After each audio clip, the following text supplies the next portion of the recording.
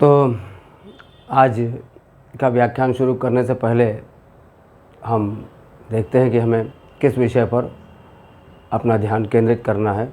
तो हमारा जो विधि पाठ्यक्रम का जो सबसे प्रमुख विषय है विधि शास्त्र यानी ज्यूरिस्प्रूडेंस, आज हम इसके संबंध में एक संक्षिप्त व्याख्यान देंगे। विधि के जितने भी विद्यार्थी हैं उनको प्रायः इस विषय को समझने में थोड़ी सी कठिनाई अवश्य होती है, लेकिन इससे अगर ध्यानपूर्वक सरलता से और आसान शब्दों में पढ़ा जाए तो ये बहुत ही आसान हो जाता है। तो सबसे पहले हम ज़रा देखते हैं कि ज्यूरिस्प्रूडेंस क्या है। जब भी आप किसी चीज़ को फोकस करिए तो सबसे पहले जानने का प्रयास करिए कि वो है क्या। जब ये आपके दिमाग में, मस्तिष्क में बात सही से बैठ जाती है कि वह वस्तु क्या है, तो आप उसके बारे में जान सकते हैं और एक्सप्लेन भी कर सकते हैं। चलिए आज हम देखते हैं कि व्हाट इज़ ज्यूरिस्प्रूडेंस।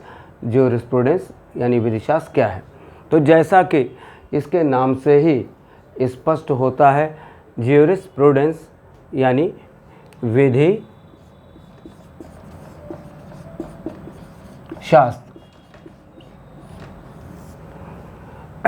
तो अगर शब्द की व्युत्पत्ति यानी कैसे वर्ड डिराइव हो रहा है, इसका ओरिजिन क्या हो रहा है, इस आधार पर देखते हैं। जैसा कि पाठ्य पुस्तकों में अक्सर वर्णित होता है कि ये दो शब्दों से मिलकर बना हुआ है, ज्यूरिस प्लस प्रूडेंस।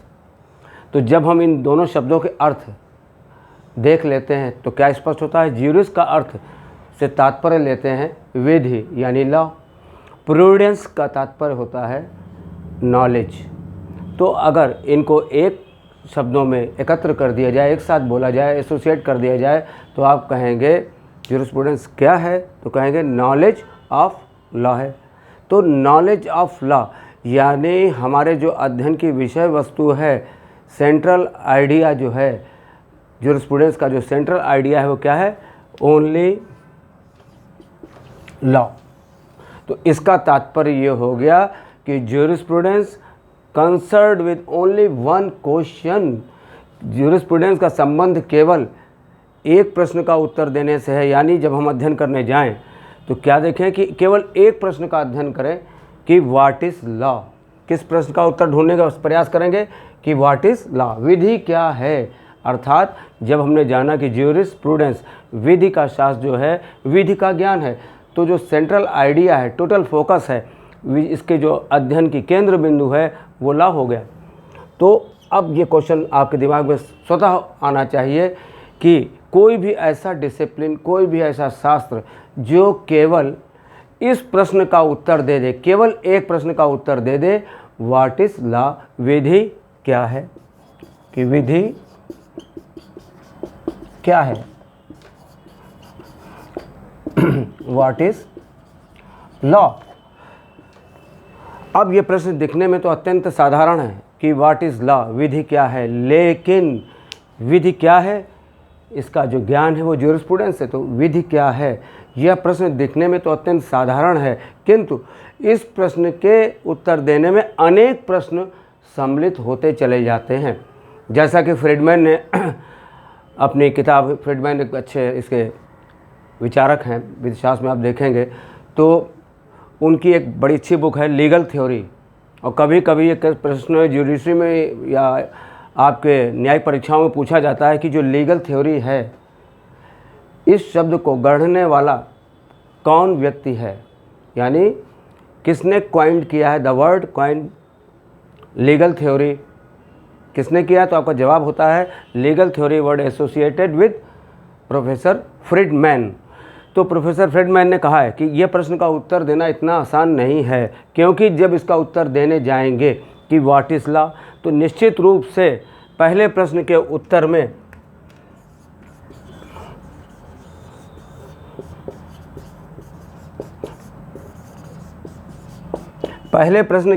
में स्कूल्स यानी विचारधाराएं आ जाएंगी। क्योंकि विधि क्या है, ये लॉ क्या है, एक व्यक्ति के दृष्टिकोण पर आधारित नहीं है, क्योंकि इसका क्रमिक विकास धीरे धीरे हुआ है और जब आप विधि को बताने जाते हैं तो प्रत्येक व्यक्ति का यानी फिलासफर का अपने समय के अनुसार उसका दृष्टिकोण और उसका अप्रोच अलग अलग होता है। जैसा कि आप ये जानते हैं कि विधि को किस दृष्टि से देखा जाए। मान लिया जाए थोड़ी देर के लिए विधि जो है सोसाइटी में ऑब्जेक्ट है, ये क्या है, इसे एक ऑब्जेक्ट के रूप में देखना चाहते हैं, तो आप इसको किस रूप में देखते हैं। तो इस प्रश्न का उत्तर देने के लिए निश्चित रूप से सबके जो विचार होंगे, थिंकिंग होगी, वो भिन्न भिन्न होगी। तो इस आधार पर विधि शास्त्र में स्कूल्स की संकल्पना रखी गई है। जब आप पहला प्रश्न करते हैं विधि क्या है, तो इस प्रश्न का जवाब देने में सबसे पहले स्कूल्स आ जाते हैं जो अपने अपने दृष्टिकोण से विधि को परिभाषित करते हैं। स्कूल्स मीन यानी आप यहाँ देखेंगे विधि शास्त्र में इसको देखते हैं NL, ये लिखा है कि नेचुरल लॉ। नेचुरल लॉ माने नैसर्गिक विचारधारा, यानी विधि को परिभाषित करने में पहला दृष्टिकोण जो दिखाई पड़ता है वो आपको दिखाई पड़ता है नेचुरल लॉ। यानी विधि क्या है, तो नेचुरल लॉ अपने दृष्टिकोण से इसको परिभाषित करने का प्रयास करेगी। किंतु कुछ लोग इनके दृष्टिकोण से सहमत नहीं होंगे। जो सहमत होंगे वो इनके फॉलोअर्स हो जाएंगे, इनको मानने वाले हो जाएंगे। जो सहमत नहीं होंगे, इससे रिएक्ट करेंगे, वो दूसरे स्कूल को सामने ले आएंगे। अभी इनकी विशेषताएं अगले लेक्चर में एक्सप्लेन करेंगे इसको विस्तार पूर्वक। अभी केवल हम ये जानना चाहते हैं कि विधिशास्त्र को कैसे देखा जाए। तो सबसे पहले देखा कि इसका जो मेन फोकस है, मेन आइडिया है, वो लॉ है। तो इसका मतलब इस प्रश्न का जो उत्तर दे दे कोई भी शास्त्र, कोई भी डिसिप्लिन कि व्हाट इज़ लॉ, तो इट मीन्स वो नॉलेज ऑफ लॉ यानी जूरिस्प्रूडेंस होगा। तो लॉ क्या है ये बताने के लिए विभिन्न विचारधाराएं आ जाएंगी। अर्थात पहले प्रश्न के उत्तर में जो आपके सामने दिखाई पड़ेगा वो स्कूल्स दिखाई पड़ेंगे, विचारधाराएं दिखाई पड़ेंगी। वो कौन सी है, तो एक नेचुरल लॉ यानी नैसर्गिक विचारधारा, दूसरा दिखाई पड़ता है एनालिटिकल पॉजिटिविज्म। एनालिटिकल पॉजिटिविज्म यानी निश्चयात्मक, एनालिटिकल का मतलब यहाँ इसको बोलते हैं हिंदी में निश्चयात्मक विध्यवाद यानी विश्लेषणात्मक विचारधारा के नाम से भी इसे हम लोग आसानी से पुकार सकते हैं। अब इनके जो फॉलोअर्स हो जाएंगे वो इसी स्कूल में रहेंगे, लेकिन जो इनकी बात से या इनकी बात से एग्री नहीं होंगे वो ये आ गया next. It means historical approach, historical school, ऐतिहासिक विचारधारा। ये विधि की व्याख्या हिस्टोरिकल अप्रोच में करेंगे, ये एनालिटिकल अप्रोच में करेंगे, ये नेचुरल लॉ स्कूल के अपनी अप्रोच से करेंगे। तो विधि क्या है भी ये नहीं बता रहे, लेकिन विधिशास्त्र में किन चीज़ों का अध्ययन किया जाना है पहले ये जानने से पहले तब विधि को जानना है। तो विधि को जानने के लिए पहले प्रश्न में स्कूल्स आपको दिखाई पड़ रहे हैं, natural law school, analytical positivism, historical approach यानी ऐतिहासिक विचारधारा। अब इसके मानने वाले तो इनके फॉलोअर होंगे, लेकिन जो इनको या इनको नहीं मानेंगे वो एक और कदम आगे बढ़ जाएंगे अपने आइडियोलॉजी को लेकर। सोशियोलॉजिकल स्कूल आपको दिखाई पड़ेगा, समाजवादी विचारधारा आपको यहाँ पर दिखाई पड़ेगी। ये विधि को अपने दृष्टिकोण से परिभाषित करेंगे। और अंत में RM लिखा है शॉर्ट में, रियलिस्टिक मूवमेंट यानी यथार्थवादी विचारधाराएं। तो आपने यहाँ पर बहुत ही आराम से देखिए कि विधिशास्त्र को जब भी आप परिभाषित करने जाएंगे तो सबसे पहले जब शब्द के आधार पर देखेंगे तो इसका अर्थ केवल यही निकलता है, विधि का ज्ञान, नॉलेज ऑफ लॉ। तो नॉलेज ऑफ लॉ यानी इसका जो केंद्र बिंदु है, अध्ययन का केंद्र बिंदु है विधिशास्त्र के, जो सेंट्रल आइडिया जिसको आप एम्फसाइज करेंगे वो लॉ है। तो इट मीन्स कोई भी ऐसा शास्त्र, कोई भी ऐसी डिसिप्लिन जो केवल इस बात का उत्तर दे दे व्हाट इज़ लॉ, तो जो इस बात का उत्तर देने जाएगा तो ये प्रश्न इतना आसान नहीं, क्योंकि इस प्रश्न का उत्तर देने में विभिन्न विचारधाराएं आ जाएंगी और अपने दृष्टिकोण से विधि को परिभाषित करेंगी। इस क्रम में नेचुरल लॉ स्कूल, नैसर्गिक विचारधारा, एनालिटिकल पॉजिटिविज्म, निश्चयात्मक विधि, हिस्टोरिकल अप्रोच यानी ऐतिहासिक विचारधारा, सोशियोलॉजिकल स्कूल, समाजवादी विचारधारा, और समाजवादी नहीं बोलते सॉरी, समाजशास्त्रीय विचारधारा, और रियलिस्ट मूवमेंट, यथार्थवादी विचारधारा आपको दिखाई पड़ती है। अब इसी प्रश्न के उत्तर में फिर देखिए व्हाट इज़ लॉ का जवाब मिला तो स्कूल्स आ गए। दूसरा एक सवाल ये देखा किस चीज़ का अध्ययन करना है कि विधि का उद्देश्य क्या है? क्या विधि का उद्देश्य केवल सिविल प्रशासन को देखना है या आपराधिक? तो जवाब क्या मिलता है कि इसका जो उद्देश्य है न्याय प्रशासन करते समय सिविल, आपराधिक न्याय प्रशासन को संबंधित सिद्धांतों का उल्लेख करना, इनके संबंधित सिद्धांतों को बताना आदि का अध्ययन करना। तो दूसरा प्रश्न क्या दिखाई पड़ता है कि विधि, पहला क्या है विधि, फिर विधि का उद्देश्य क्या है। इस प्रश्न का आपने उत्तर देने का प्रयास किया, यानी आप बता रहे हैं कि ज्यूरिस्प्रूडेंस यानी नॉलेज ऑफ लॉ क्या क्या है।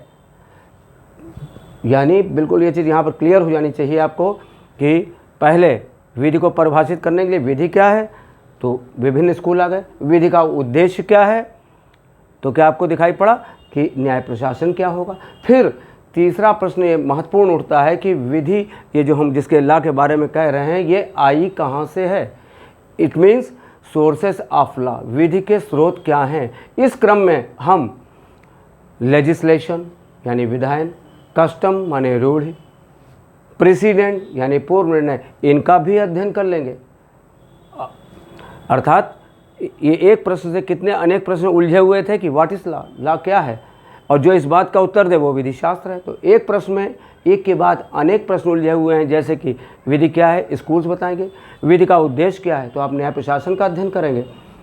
देन विधि आई कहाँ से, तो आप इस संदर्भ में आप किसका अध्ययन करने जा रहे हैं, विधि के स्रोतों का। इट मीन्स आपने क्या किया, विधि के सैद्धांतिक पहलू का आपने स्वरूप का अध्ययन किया, ये भी इसके विषय वस्तु है।